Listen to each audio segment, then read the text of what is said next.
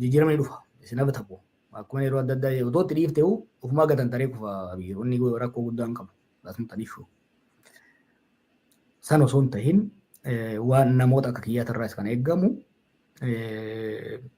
mootummaa kuffisuu akka dandeenyu baare gaafa warri taankii baankiin isaa guutuu jiruuhu agarsiifnee jirra sanii miti. Wanni ammas ka'ee qabnu bar san gochuu hin dandeenye miti. Ce'umsicha gaafummaan ati walakkaa nama gammaana gaafataa turte kuma 18 booda dubbiin maasii jala babbaddeedha miti. Ka itti aanu rakkoo akkasii uumuun barbaannu jechuudha.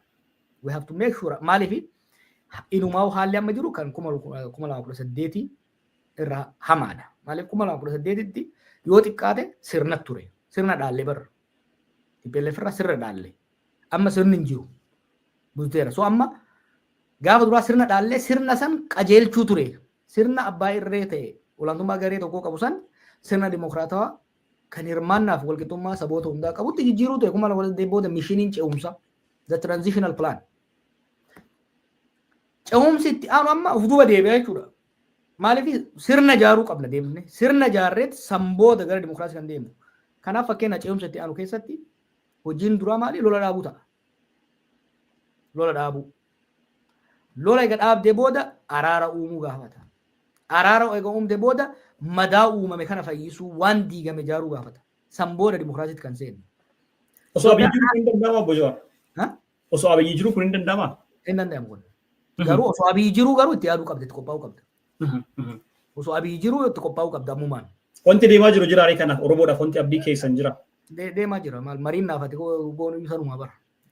Walumaa nama haasaa jirus qaama kanaati kan alatti immoo more structure bifa ta'een mariin godhamaa jiru baay'ee jira. Bilcheessaa jira. Mariin kun garuu sadarkaa adda addaatti sadarkaa eliitiitti sadarkaa qaroowwan hooggansaatti sadarkaa uummataattis mari'atamuu danda'udha qaba. Maaliif Itoophiyaan amma jirtu ce'umsi itti aanu bifa sadii qabaachuu danda'a. Ce'umsi tokko abiyyuma dhiifnee laallee ka deemu ka itti fufu garam nama geessa kuni amma booda abii deebee abbaa irree cimaa ta'uu hin danda'u warri kan amma abdataa jiru abii waan ta'eef miti bakka isaa osoo na keessee Itoophiyaa keessatti sirna abbaa irree haaraa ijaaruu hin danda'amu kana namni jala muree fudhachuu danda'uu qaba. Haga fedhe Imireetii miti Raashiyaa Ameerikaa Chaayinaa wal ta'anii osoo gargaaranii sirna abbaa irree Itoophiyaa keessatti deebisanii sirna abbaa irree cimaa ijaaruu hin danda'amu. Fracture ta'ee jira jechuudha. Kun maal godhaa eventually deemee kufaatiin abbaa irree kufaatii biyyaa diigamuu biyyaatti geessa tokko kana. Lammaffaan karaa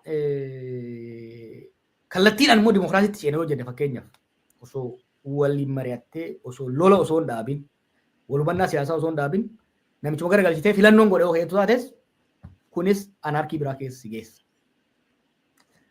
Karaan sadaffaa step by step. Transitional plan itti aansinee hojjechuu qabnu ka duraan nagaa uumuurraa qawwee cal'isiisuurraa eegaluu qaba. Qawwee cal'isiisuudhaaf immoo wantoonni qawwee nama kaasisan sun jalqaba rakkoo siyaasaatu qawweetti nama geesse jennee irratti rakkoolee siyaasaa irratti wal hubachuu. Sam lola dhaabamanii lolli eega dhaabame booda tartiiba siyaasaatiin haalli ittiin gara ce'umsaatti seenuu danda'uu qabna. San immoo amma mari'achuu qabna. Mari'ataatis jirra, bilcheessaa jirra. Once kana eega complete godhame booda kan kaani qawween haa ta'u, sochii keessaatiin haa ta'u, sochii ummataatiin haa ta'u, or combination of all this waan dhufuudha. Kana irratti kana hojjechaa kan jirru hojjetamuus qaba. Wanni namni keenya gaafiin ati gaafte gaafii fundamentaalii barbaachisaa waan ta'eef gaafii ati gaafte naa galaa bar maaliif waraana bilisummaa Oromoo gargaartanii dhukkee itti kaasuu dandeenya. Wanni uummanni jee gaafiidha. Gaafii sirriidha bar.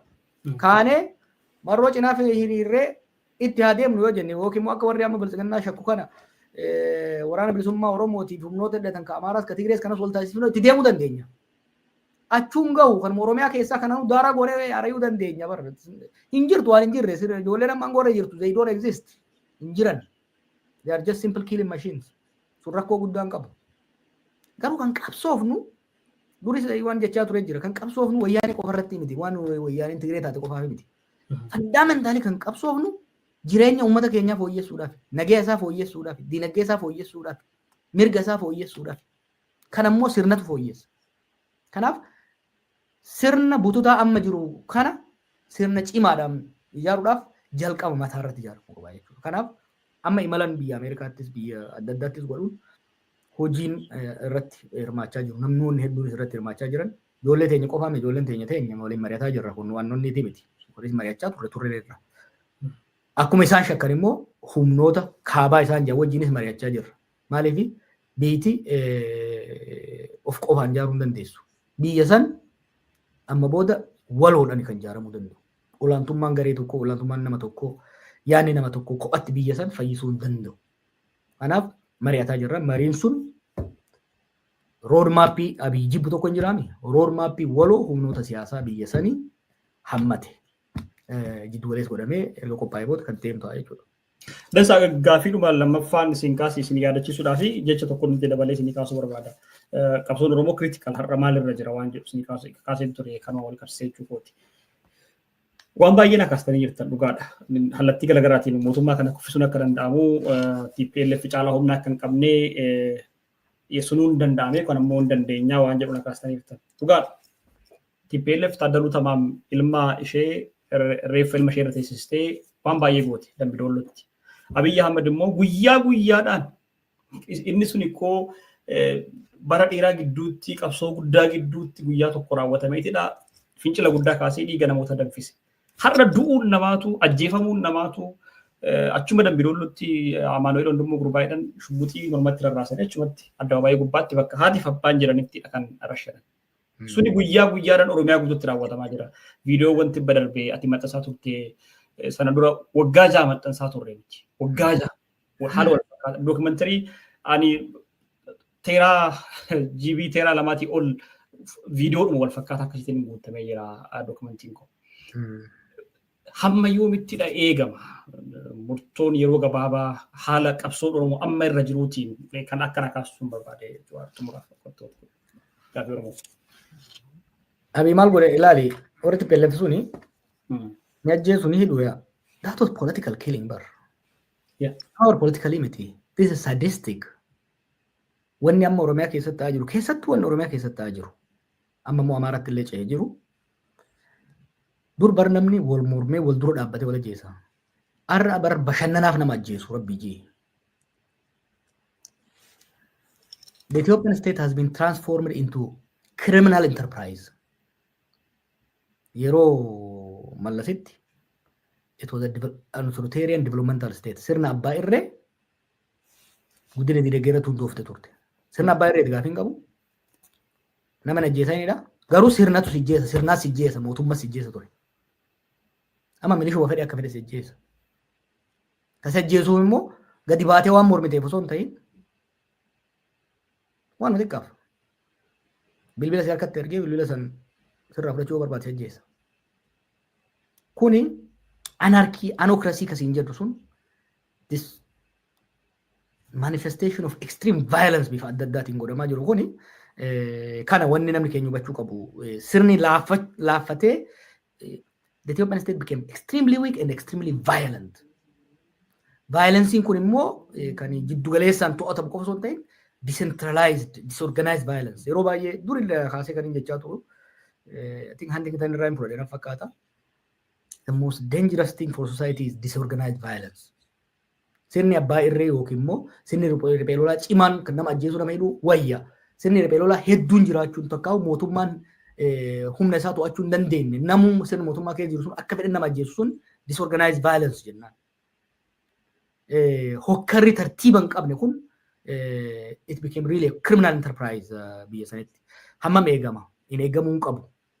Garuu lachuu wal bira oofuu qabsoos cimsaa garuu immoo yaadni kun mataa namaa keessa akka seenu. Yaadni kun mataa namaa keessa seenu. Hoggansi siyaasa biyya keenya kan gama adda addaatiin jiru kophaa qofa fiiguu qofa osoo hin taane. Amma waa lamatti ture waa socho'uu kana dura.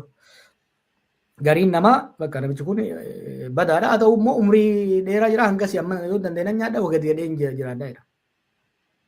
Haga feetes yoo callifte anis barcallisee laalaan ture garam deema. Haga feetes yoo callifte itti hammaata malee itti fooyya'aa deemaan jiru. Saffisaan raawwatuu qaba nightmare amma uummanni keenya keessa jiru kun. balaan hamaan uummanni keenya keessa kun yeroon isaa gabaabachuu qaba. Yeroo isaa gabaabsuudhaaf immoo sanbooda maaltu dhufu kan jedhu san yeroo gabaabaa keessatti mari'atamee ejjennoo irra gahamuu danda'udha qaba jechuudha. Kana hubata beeki abiyyi. Nu hubata maali innis warri maali abbootii guddaan isaa isaan gorra tursiisaa jiranis waan beekan qaba. Kanaaf ajandaa adda addaa uumanii walitti bu'iinsa dalga horizontal conflict saboota jidduutti uumanii namni ajandaa guyyaa wal fixuu kanaan biizii ta'ee waa'ee gara fuulduraa akka hin yaanne biizii godhuu barbaadan jechuudha. Kanaaf kitaaba tokko dubbisaan ture abbootii irree akka isaa kana kitaabni kun he called them the 3P authoritarians. Polarizing, populist, and post-truth. Ka ummata addaan qoqqoodu, ka waan girrigirrii qofa jaalatu fiduu fi ka dhugaarraa fagaate. Kuni tooftaa amma abbootiin irree ittiin deemaa jiran keessa jechuudha. Kana keessaa amma kan walitti bu'iinsa dalgaa uumaa deeman kunis akka namni hayyuun biyyattii, hooggansa biyyattii qalbii isaa walitti haratee yoo mataa isaa walitti qabatee karoora waloo ka baasu taate umrii isaa gabaabsuu hin danda'amu. Yoommoo san godhuun ka dadhabamu taate umriin sirnichaallee hin dheeratu san booda garuu balaa kanarra hamaatti seenaa jechuudha. Dansa tole obbo Jawaar amma haala waloo siyaasaa biyyattiittiin isin dabarsa. Wanti guddaan Itoophiyaa keessa deemaa jiru egaa